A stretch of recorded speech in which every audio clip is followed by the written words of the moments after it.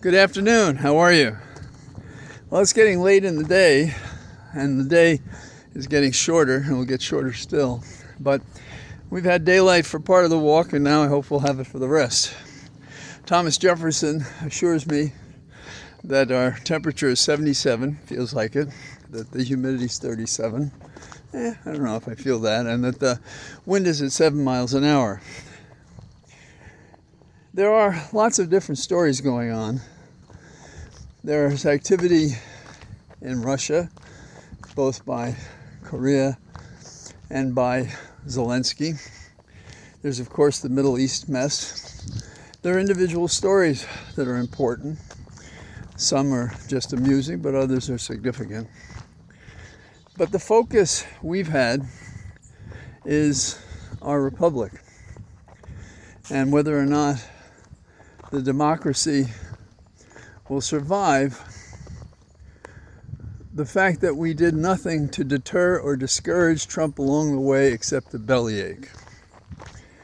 Our latest chapter goes to a very specific point that is at the heart of world affairs, and in these days, certainly one of the top 3 or 4 items we have to be concerned about. I'm talking about who is going to be our commander-in-chief. Now, if you've had a chance today, amidst your busy day, and mine was pretty busy writing all day, but in the background, when I could, I had on the various people reporting what they saw. And at least in the streaming media, there's a lot of focus on General Milley. And the reason is because he served Trump as secretary, his chief of staff. And he says from that association that Trump is a total fascist. And he speaks that way, he acts that way, Trump does. And he said that on day one, he will be a dictator. This is something of great concern, because these are not just words, because we have seen him on the world stage as president, sucking up to some of the worst dictators on the planet. And that's what he wants to be and to do. He's told us that he is going to get the enemy within. And for those who say that's just so much exaggeration, he's identified who he's talking about, including the former Speaker of the House. So, Pelosi is not aliens, terrorists. She is a person inside the government with a political philosophy that differs from Trump, and in and of itself, that is not a crime. Indeed, is the opposite, is the exertion of the First Amendment. And there's a reason it's the First Amendment of the amendments, because it guarantees us freedom of press. It guarantees us a right to criticize our government. It guarantees us access to government. So that's democratic, not fascist. Now, Trump's response to those who have been critical of what he said is that they are stupid people. And this is Trump. When he can't meet the allegation, he runs down the person who says it.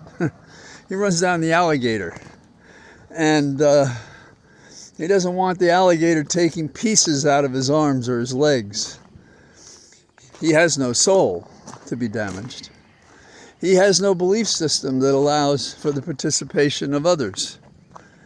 He has, if you will, a sustained, unforgiving, childlike selfishness that he's never overcome.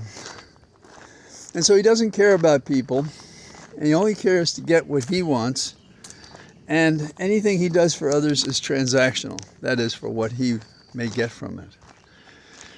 Is it, therefore, a conspiracy of the ignorant against a chorus of concern by those who know what we need and have been providing it, and they are of the type of General Milley. Now, Woodward, going back to his earliest days, has revealed more information about misconduct than many other journalists. And this is no exception, because he interviewed Milley, and it was in that interview for his book War, which I commend to you. I haven't finished it yet. And what you'll find is a synthesis of what we've been exposed to these many years. They feel like many more years. And it has prompted a firestorm of concern in the last several days. Now, first of all, Milley is not somebody who fell off the turnip truck. He graduated from Princeton. He has a master's from Columbia and from the U.S. Naval College. He's had a military career, and he's been chief of staff for Trump, whom he's in a place to know what he is and who he is. There are various functions that a president serves. And in this day and age, with what's going on involving Ukraine, our allies, North Korea troops in Russia, and Zelensky firing into Russia, and then move your binoculars and take another look, and you see Israel in a struggle with Hamas in Gaza, but also with Lebanon and Iran and Syria and so forth. These are critical issues. And we need a steady hand who doesn't, in a flight of testosteronic fancy, decide, I'll just blow the bastards up. And in fact, there has been a report about how Trump asked whether one could use a nuclear weapon. So is this the person we want to be our commander-in-chief?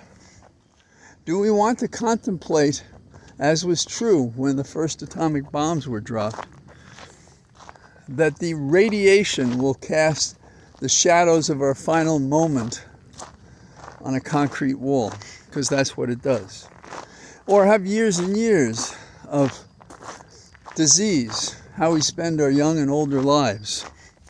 And none of this is an imaginary possibility, because not only is Trump wrong in his expressions about what is the nature of this nation, but we can't trust that he is fit. I mean, mentally, psychologically, and otherwise.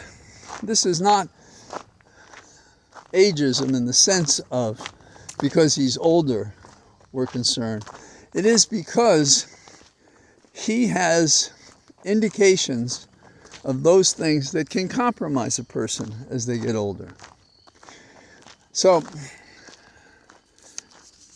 we, the people, have got to encourage statements like Kamala Harris today, in which she spoke to the point of Trump being a danger to the nation.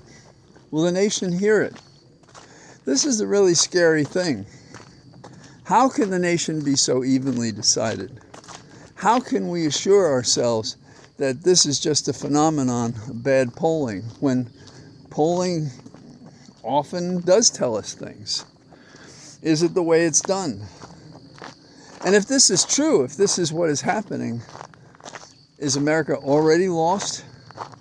Are the early people who are voting of this same view, that they want a fascist, that they want a leader, that they want a dad to tell them what to do, and that they would trust this guy who is a man-child to do it, to tell them what to do?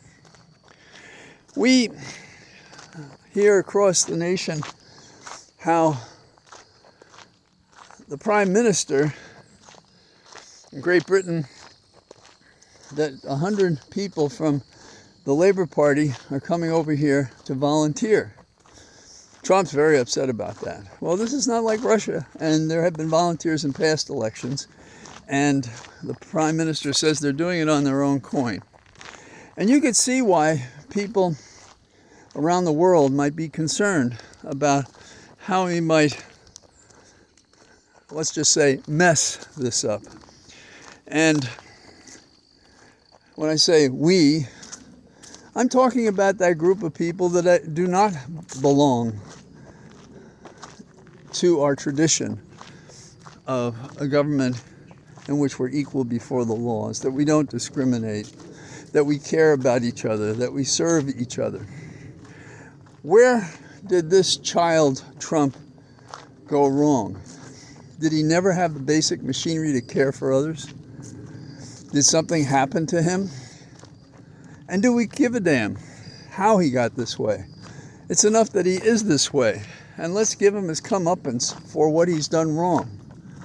Let's not just imagine things. A man who says that he would use the military to deal with the enemy within, and then identifies the former Speaker of the House, Pelosi, as among those people. Those are not terrorists. This is not a worthy target.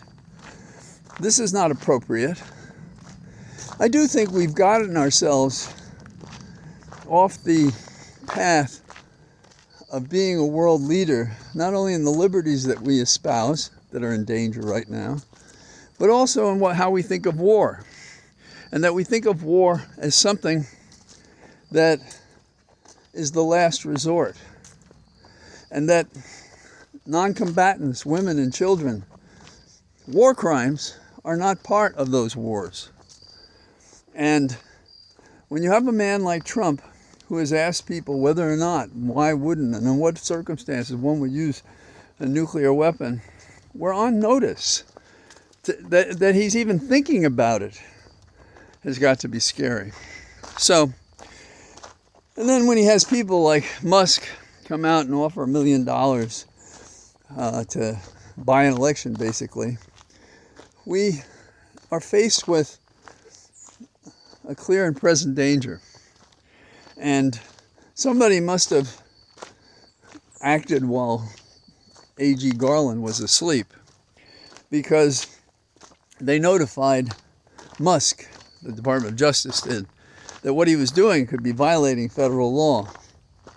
And then that was it. You know, if you don't punch somebody in the face, they don't know. They don't know these things. And how would punching him in the face go? It'd go like this. You got 2 days to get me all the documents about this bullshit scheme you have to get people to vote for Trump. And then on the third day, we want you before the grand jury. We're going to ask you questions about it. And if you want to agree to a cease and desist order now, we won't go to court and ask them about it. That's it.